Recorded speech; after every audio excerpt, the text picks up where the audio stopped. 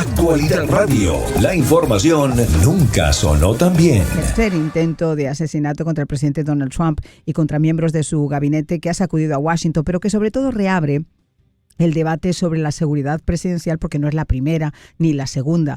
Y en un concepto, además, en un momento donde nos encontramos con amenazas internas y amenazas externas, hombre, que sí, hacer esa cena en ese hotel con más de 1.000 habitaciones, donde la gente entra y sale, donde no se chequean equipajes, donde de repente se puede llevar un explosivo, como nos comentaba Armando Guzmán esta mañana también, que conversaba con él, y te puede volar directamente todo el edificio sobre esa sala, pues deja ciertos cuestionamientos, a pesar de la maravillosa actuación que han tenido el servicio secreto esta vez para evitar que esto se convirtiera en una tragedia. Pero hay muchos debates todavía. ¿Actuó solo? ¿Actuó en compañía? ¿Cómo se radicalizó? ¿Quién pudo formar parte de todo eso? Pero yo quiero saber cómo se vivió desde adentro. Y para eso tenemos con nosotros a Jorge Agobián, periodista, productor multimedia desde Washington, conductor de Estos Son los Hechos, ex corresponsal de la Casa Blanca. Muchísimas gracias por estar con nosotros, Jorge. Hola, muchísimas gracias a ustedes y a toda la audiencia de Actualidad. Oye, yo he asistido anteriormente, hace ya algunos años, a una de esas cenas muy impresionante. La verdad que se pasa muy bien, se pasa muy divertido, pero a nadie se le ocurre que cuando estás con el gabinete del presidente, con el propio presidente, con muchos congresistas que además también son invitados por las cadenas a veces y se sientan en las mesas de las diferentes cadenas, ¿no te imaginas una cosa como esta? ¿Cómo lo vivisteis ayer? Exactamente, es el sentimiento no solo que puedes tener tú, que tengo yo y que tienen todos los asistentes, casi 3.000 personas que estaban allí, porque cuando el presidente y la plana mayor, la línea de sucesión directa del gobierno está en una sala y está bajo el resguardo del servicio secreto, ese es el lugar más seguro de Washington probablemente en ese instante. Claro, debería. Y así ha sido, bueno, así ha sido en las últimas décadas que se ha llevado a cabo esta cena de corresponsales de la Casa Blanca. Yo he ido como invitado a esa cena en al menos 4 oportunidades. Este año me tocó hacerlo de manera diferente. Este año yo estaba ahí para reportar las incidencias, esa alfombra roja, las protestas que había afuera. Pero lo que se vivió allí hubo un momento de blackout, primero por el servicio secreto, que tuvo una actuación increíble. En tan solo segundos todo se activó, se bloqueó completamente ese hotel. Pero lo importante y lo que tú comentabas al principio es que estando allí en esa cena en varias oportunidades, yo siempre tenía la impresión de que el nivel de seguridad era estándar para entrar a esa cena. Porque primero ocurre en un hotel, en el Hotel Hilton en Washington. Para entrar al hotel, al lobby del hotel donde está la alfombra roja, y así ha sido durante décadas, pues básicamente no te piden ningún tipo de identificación. No. Tú entras al lobby y en el lobby está desde el secretario de Estado, Marco Rubio, el secretario de Guerra, Pete Hegseth, en esa alfombra roja fotografiándose y haciendo entrevistas, los periodistas y corresponsales, así como cualquier huésped del hotel que está allí mirando con asombro la glamurosidad de ese evento. Eso es lo primero. Desde hace años, uno ahora se da cuenta, ¿no?, de que el nivel para entrar al hotel no es lo que debería ser para un evento donde está el presidente de los Estados Unidos y la plana mayor. Eso por un lado. Luego, la cena ocurre 2 pisos abajo de ese lobby. Claro, cuando llegas a la entrada para entrar al salón, al ballroom, por supuesto que está el servicio secreto, sí, claro, y está los detectores de metales. Pero te digo que siempre también me ha parecido, y ahora hablándolo con colegas que estuvieron allí en la sala adentro ese día, a mí siempre me pareció que el nivel de seguridad allí era muy estándar al mismo tiempo, porque es simplemente un detector de metales. Y la cosa más importante es que no te piden tu identificación para corroborar. Ese es el tema.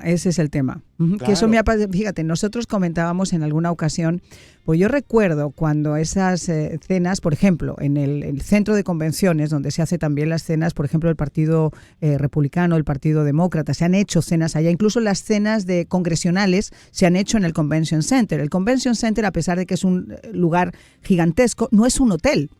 No es un lugar donde la gente se registre 3 semanas antes o 2 semanas antes. No es un lugar con 1.000 habitaciones. O sea, sí, si a eso que tú estás comentando le añades además que es prácticamente imposible poder detectar con tanto tiempo si un individuo que se alojó hace 2 semanas o 3 semanas o el que se aloja 5 días antes o 6 días antes, porque además este individuo se alojó el día de antes. O sea, eso es un fallo de seguridad importantísimo. Sí. Ahí no Y a te pesar, chequean ni siquiera el equipaje. O sea, tú puedes entrar en el equipaje hasta, no sé, a Monal si te da la gana para volar el piso 16 y nadie te está mirando ese equipaje. sí, eso yo creo que es una de las consideraciones. La seguridad de la cena de corresponsales, al menos en el Hotel Hilton, donde ha sido desde hace Ujú. tantas décadas, va a cambiar claramente. Pero eso es lo que te digo. O sea, para entrar al ballroom a pasos nada más del presidente de Estados Ujú. Unidos y la plana mayor, lo único que te piden es la invitación, que por cierto, es una invitación que se gestiona con meses de antelación. No es que te la dan un día antes o que tú la pides un día antes. Además que para estar en esa cena tienes que ser o corresponsal de la Casa Claro. Blanca, miembro de la asociación o invitado de algún Invitado corresponsal. o invitado de la cadena, porque las mesas, por ejemplo, yo Exacto. recuerdo en BC, yo no era una periodista acreditada en la Casa Blanca. Sí íbamos con José Díaz Valar a cubrir en infinidad de ocasiones al presidente y a hacer entrevistas a vicepresidente, presidente y miembros del gabinete. Pero no éramos corresponsales per se, pero la cadena NBC tiene 2 mesas o 3 mesas y ahí invita directamente desde un congresista hasta el periodista que ellos consideran que ese año le quieren invitar. Sí, tal cual. Y lo importante de esto es que, bueno, no es que te dan la entrada un día antes ni Ujú. que tú puedes No. decir, ay, me dio ganas de ir a la cena, ¿será que me coleo y voy allí? Porque, bueno, la verdad es que tienes que tener la invitación, pero control de identidad no existe, porque además todos los asistentes son chequeados con anticipación por el servicio secreto, claramente. Saben a qué hora te cepillas los dientes, si tienes récord criminal, Ujú, claramente. ujú. Pero allí no hay un chequeo para saber que tú, el que tiene esa invitación, eres tú. Simplemente pasas un detector de metales que es bastante estándar en temas de seguridad y estás a pasos de estar en el ballroom, estar al frente del presidente de Estados Unidos. Y la cosa que yo creo que va a cambiar completamente el protocolo de seguridad. Bueno, y el presidente lo decía, ¿no? Que debe haber un margen de seguridad mucho más grande. Pero lo más importante de esto creo que es que cuando uno asiste a las after parties, que Claro, son muy exacto. famosas Ujú. e igual de Ujú. glamurosas No como la son cena de más, corresponsal. perdón que te interrumpa, más glamurosas, porque de hecho había periodistas ayer, que yo estaba hablando con ellos, compañeros míos de años, que sabía que estaban en la cena y les llamé, oye, ¿qué onda con esto? ¿Qué pasó? Y me decían, Marian, estaba tan aburrido, honestamente, la cena, que nosotros estamos esperando ya las after parties, que algunas son en el hotel, otras son fuera del hotel. Y había gente Ok. que vamos a hablar después con ellos aquí en el programa, que nos van a contar cómo se habían volado de la cena, pues estaba medio aburridita y estaban ya tratando de ubicarse en las fiestas. Bueno, la cena, la gente, el bocadito de ensalada, que es el primer plato, es lo que se estaba comiendo en ese momento, ¿no? Y afuera, cuando esto ocurre, obvio, cuando comienza la cena, cuando el presidente de Estados Unidos entra a la sala, Ajá, el bloqueo, hay un blackout ajá. completamente del servicio secreto, y Ujú. eso fue lo más interesante de todo, ¿no? Pero lo que yo digo es que en los after parties, que son en las residencias de los embajadores, al menos yo fui el Ujú. sábado a ese after party en la embajada de la residencia del embajador de Ajá. Suiza.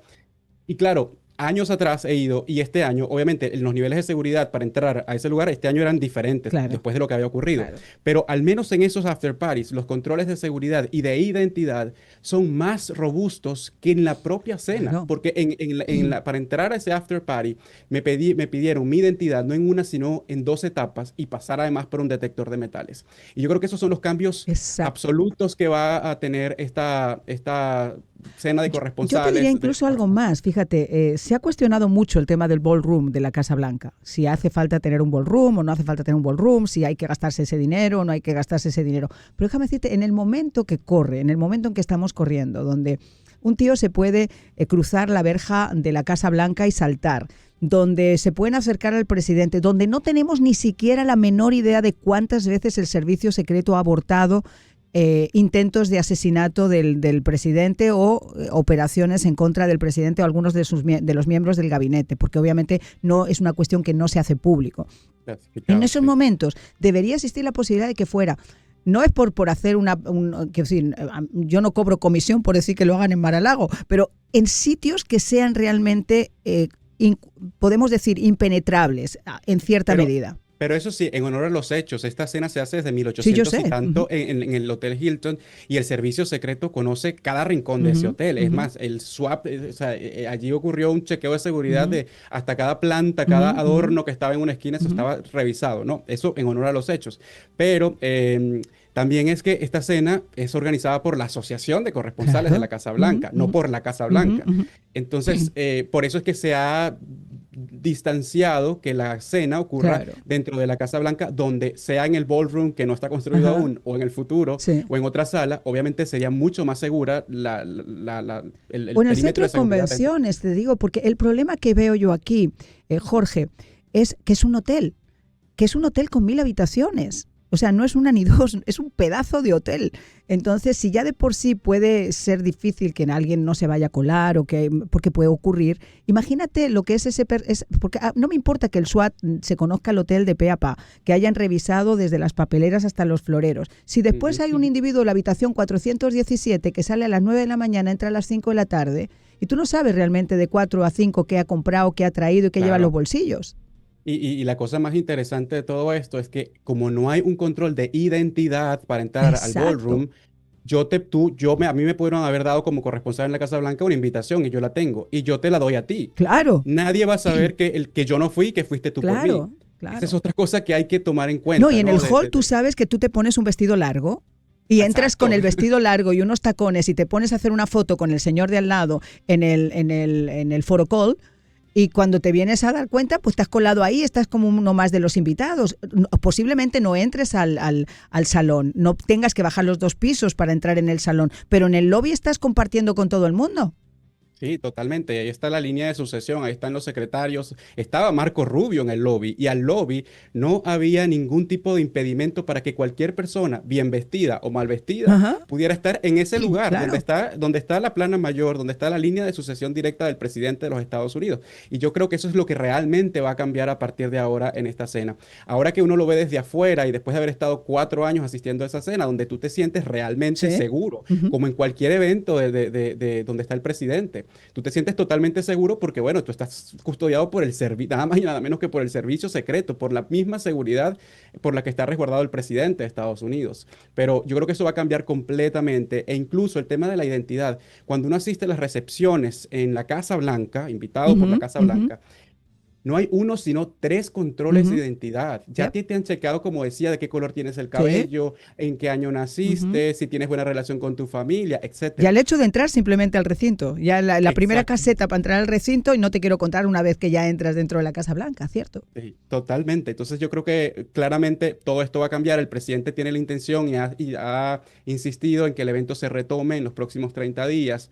Pero obviamente bajo un nivel de seguridad y un perímetro de seguridad que no, va a ser inimaginable a lo que vimos el pasado sábado. Ahora, Jorge, aquí, fíjate, venimos además de antecedentes. Yo nunca recuerdo, yo llevo 30 años acá, jamás recuerdo 3 intentos de asesinato de un presidente, un candidato a la presidencia y expresidente, no lo recuerdo. Pero lo que no recuerdo tampoco es, y estabas hablando del servicio secreto y cómo nos sentimos seguros con un equipo de élite como es el servicio secreto. En sus funciones tienen el custodiar a una de las personas más importantes del planeta a nivel político.